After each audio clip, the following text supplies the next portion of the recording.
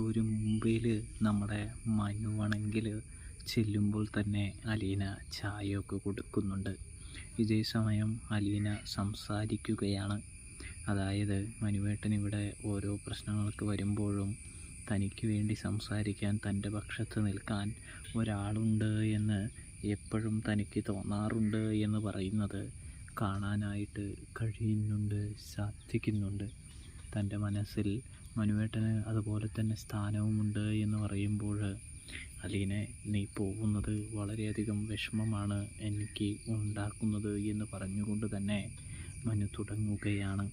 നീ ഇവിടെ നിന്ന് പോകാതിരിക്കാൻ വേണ്ടി താൻ എന്താണ് ചെയ്യേണ്ടത് എന്ന് മനു അലീനയോട് ചോദിക്കുന്നൊരു കാഴ്ച കാണാനായിട്ട് കഴിയുന്നുണ്ട്, സാധിക്കുന്നുണ്ട്.